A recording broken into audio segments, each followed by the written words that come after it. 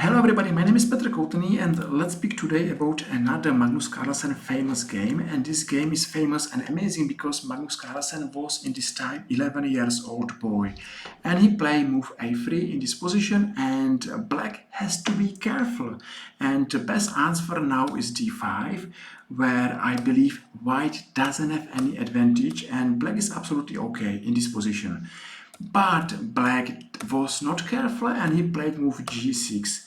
But if black is not careful and white is a future world champion, don't be surprised that white took on e5. It's a really brave move. Maybe it's not the best move in this position, but this position will be a really messy position and difficult position for black.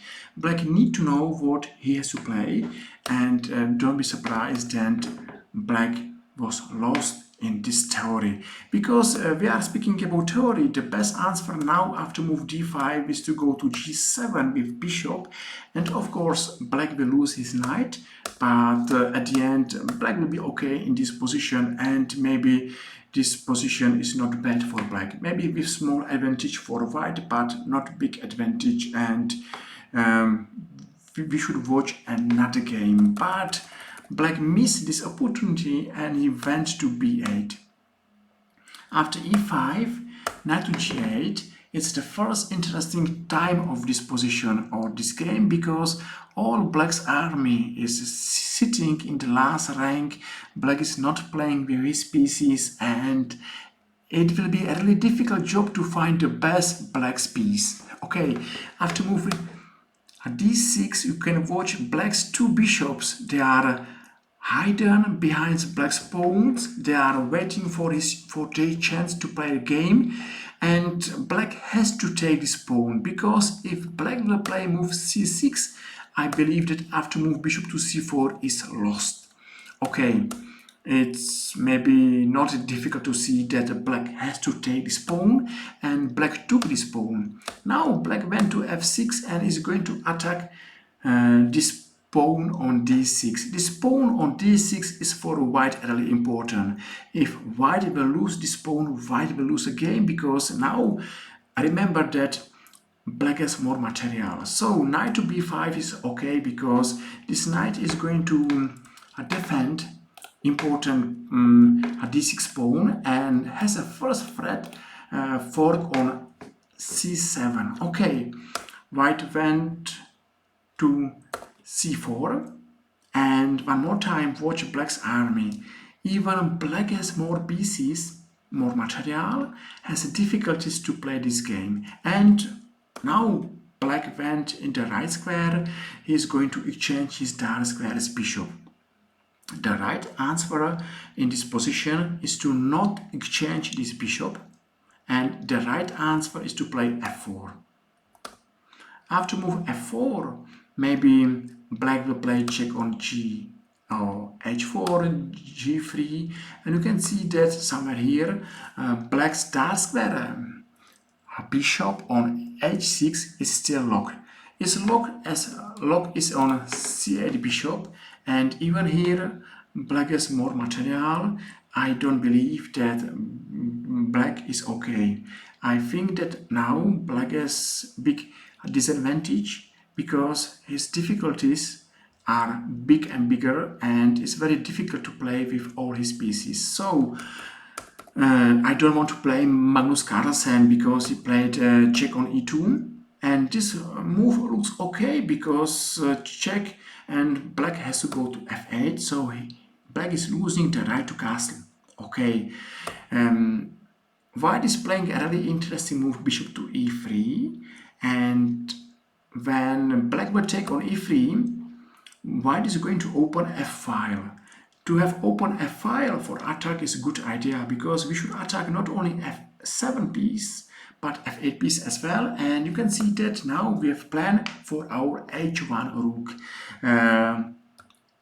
If black will take on b2, I believe black is lost, because it's going for short castle, and the attack on f7 is fast, strong, and maybe black will play f6. but I will show a really beautiful move, knight to d4, because threat is to take on g6 knight and then f6 pawn. And if white will take f6 pawn, I believe is winning. So maybe in this variation I will show you when white will take f6 pawn, and this attack is maybe so strong and black is losing here. Black is losing because he is not playing with all his pieces. Maybe here black still have more material, but you know, rook on a8, knight on a6. There's so many bad pieces in black's army, so don't be surprised that this position is lost for black. Okay, I don't believe that anybody from us will take this material, and the right move is check on h4. White went to g3 and black believe that has more material, and if black is going for endgame, maybe black is winning. Now it's a really funny story about this game because Magnus went to f2 and black is going for another option to exchange his queens and to go to endgame. White went to e2 and black to h5. Maybe somewhere here, if black know that is playing with a new world champion, he will be really happy for draw and he will say draw, and maybe Magnus Carlsen will take a draw, and black will have a really big game with a future world champion. But after move to e2, black is believed that it's time to win the game. Or what's a mistake? You know, everybody will be happy to have a draw with Magnus Carlsen, with new world champion, with the best chess player of all times. But you know, as I told you, in this time it was only 11 years old boy. And now after rook to f1, we are going to attack f7 square. We are not interested to make exchange. And after long castle, I believe black is lost because, you know, even black has more material, black is not playing with his pieces, and this attack will be stronger and stronger. So now is a good idea to go for attack. So this rook should go to d5 and we'll be attacking this piece. Okay, we are there. Now is going white to d2 and maybe is threat to make check on d4. You know, looks like white is playing chess, but I don't know what black is playing, because you are playing chess if you are playing with all your pieces, and that's not a black story. Okay, check, and after f6 is beautiful idea to play g4 and g5. And now we should say well done to Magnus Carlsen, because so young a boy is playing move g4 and move g5. Maybe if black will take on g4, I don't believe that will help black, because in this position black doesn't have advantage in material and still is playing bad position. Maybe somewhere here I believe that this variation is mad, but it's interesting because white is winning here because black is losing his piece on e4. I know it's only variation, but it's nice variation to show you. Okay, now g5, and what do you think white will play in this position? What you will play in this position if you are white? White took on f6, and now white took on f5. So amazing move, because now white is rook down, but still winning because it's playing check on g1, and black is lost because black doesn't have any good moves. If it's going to here, is check on f4, and next time is move checkmate.